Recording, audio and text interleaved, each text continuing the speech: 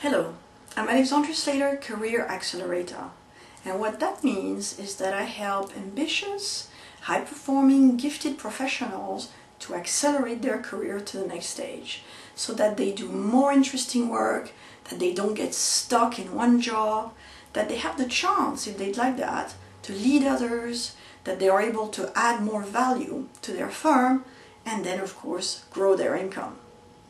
So welcome to the third and final video in this series on influencing people. And what we're going to do today is look at two practical applications of the SWAY model, that model of influence and persuasion that I shared with you last time.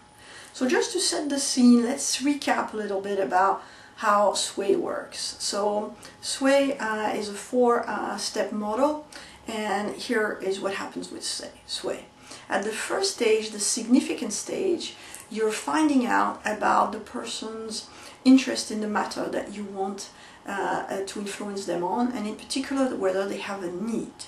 The challenge at the S stage, significance, is to ask the right kind of questions so that you really unlock what the person has in their mind about this issue. Then at W, that's for way of being, that's when you decode the person's character, the way that they behave in the world, the way that they look at things. So you find out what makes the person tick, really. And there the challenge is to really listen and also not to do what we tend to unconsciously do, which is to assume that everybody means the same thing that we do.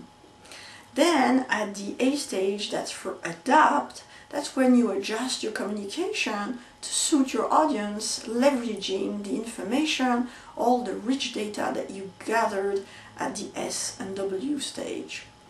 And there the challenge is really, and we'll look at an example in a minute, to shift your mindset in order to correctly adapt your communication. That's easier said than done, right? And finally, the Y stage, which is for get ready. That's me being creative with acronyms here. And at the Y stage, it's about all the other activities in addition to what you did when you adapted your communication that make sure that your delivery and your end product, whether it's in the form of oral remarks or a written piece, is absolutely full of impact. And there's a number of activities there. And so the challenge around the Y stage is to be comprehensive enough to cover enough of the bases so that you are really prepared and you can be very successful. What is great with SWAY is that it starts by being first relatively foreign. There are things that we need to do that really take us out of our comfort zone. So I want to be really frank with you, but when I work with clients on SWAY, it's slow going at the beginning. And then gradually with practice, it starts to feel less alien, less weird, and people start to see, benefits accruing. And then when it gets to be second nature, that's when really you're hitting the sweet spot there, and then really the world opens up, because whether it's on a personal level or of course at work, which is where I focus, you build much more strong relationships. You're able to get what you want, others get what they want as well, so it's a win-win situation. You become politically savvy, really, as opposed to political. And SWAY works for all sorts of circumstances. It works from the very big project where you want to convince, a group of senior stakeholders to invest into a change project that is going to cost millions, to very day-to-day, much more trivial type of situations where you want to influence, let's say, a teenager to clean up his room. So that's or you're in a meeting and you don't know the people there, you're just meeting them for the first time, but you're able to quickly go into your mind and decode by listening to their words, observing them, what's going on for these people, and based on listening to them for some minutes, quickly adapt your remarks to, this person over there, you will speak in such, in one way, and then to the person over here, you will speak in another way. So it works really both as a real big preparation for something very strategic to a much more on-the-go type of behavior once you've got it into the muscle, so to speak. Anyway, so let's now look at how to apply it. And let's look at the W and the A stage for our examples. So at the W stage, you're trying to understand what makes the person tick. And so I've shared with you that it's about listening to their words. So how about if you're discussing an IT infrastructure and that IT infrastructure is defective, and everybody knows that. So you're talking with one person, and this person is all about what's wrong with the system, and so their words are all about problems, issues, concerns. They talk about the errors that are in the reports produced by this defective IT system. They talk about the costs of running a defective, obsolete system. They talk about the delays in getting the reports. So it's all about really problem talk. And then consider if instead you're not hearing these words around issues and concerns and problems, but in fact you're hearing words like about opportunities, that if an IT system that works is really about facilitating customer acquisition, that it's about getting information, real time, and being able to react quickly in order to take advantage of opportunities, and it's about maximizing results and achieving performance objectives. So this is a completely different vocabulary, right? And this is the language of the achiever. This is the language of the person who likes to set goals, to start working on these goals, and to of course achieving them. So it's the language of goal attainment. Now I've taken, of course, for simplicity's sake, quite a contrasting example. But what I want to suggest to you is that when you're done with watching this video, you go back out into the world and start really paying attention to the way that people speak.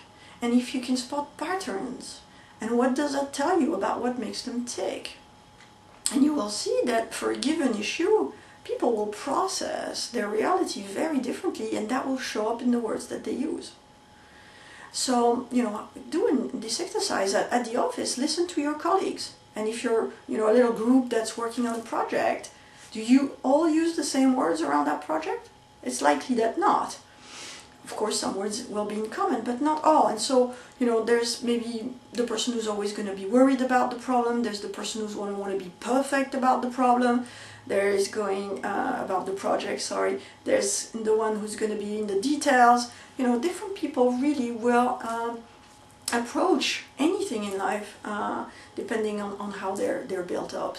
So go and find out, listen to other people's words and see what information you can glean. Now let's look at the adapt stage and what that could look like. And let's go back to our example of the problem talker and the achiever.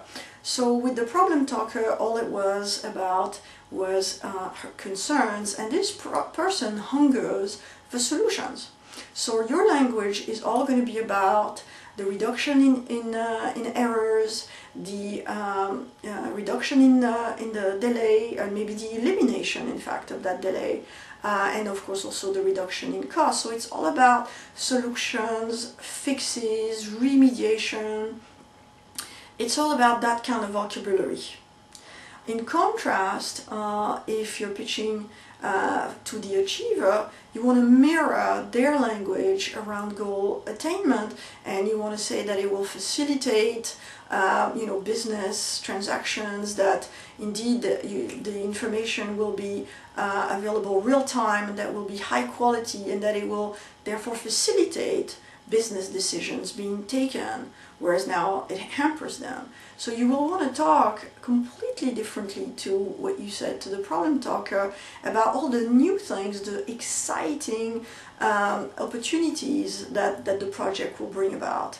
And so you could really, to these two people, if you're meeting them in the privacy of their office or yours, really have a very different kind of conversation that goes on, and yet it's all about you pitching to them a change in an IT infrastructure where you want their support. But the vocabulary in the two meetings is going to be vastly different. And if you talk to the problem talker in the language of attainment and you talk to the achiever in the language of problems, you will lose them, they will disengage, and they will even start resisting, and your influencing capacity will be, I think, very limited. Okay, so I want you now to do another exercise, which is, having listened more to your colleagues' vocabulary, take an example of something you want to influence them, something very small, just to practice, and see whether you're able to adapt and have a much more easy time of influencing them. Now, the challenge with the adapting stage is, if you are an achiever and you're constructing a proposal to replace that defective IT infrastructure, you will be naturally interested in using words like, this will facilitate customer acquisition, we will be able to have much more management information about the existing clients, and so we will know which products we can sell to them that they don't already have. You will talk about all these new things because that's the way you're built. But if you're talking about you to somebody who's a problem talker, that communication is just going to sound like, talking to your dog, like I did in the first video. The person is just going to hear blah, blah, blah, because they're not listening to words that don't resonate with them. So, of course, it's a challenge for you to adapt your communication because you're not in the mindset of the problem talker. You may find it difficult to write a proposal that has lots of problem words, lots of then solutionizing words. But that's something that you can work on, let me assure you. So that's the silver lining. But it takes work, right?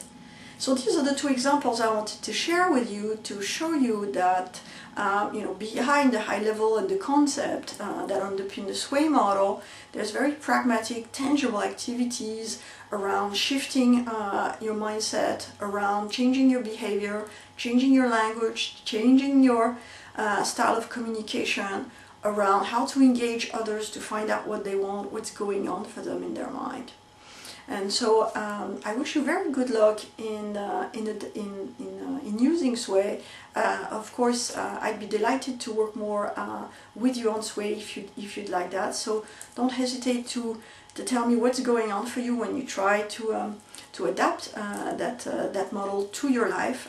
Is it working out for you? What's helpful for you with that strategy of persuasion? So this concludes this month's series on influencing. I don't know what I will talk to you about in August because I want to basically not prejudge what people are going to feel like asking me. So it'll be a surprise. So we'll see what happens in August, and I'll look forward very much to seeing you then. Until then, take very good care. Thanks for watching and see you soon. Bye bye.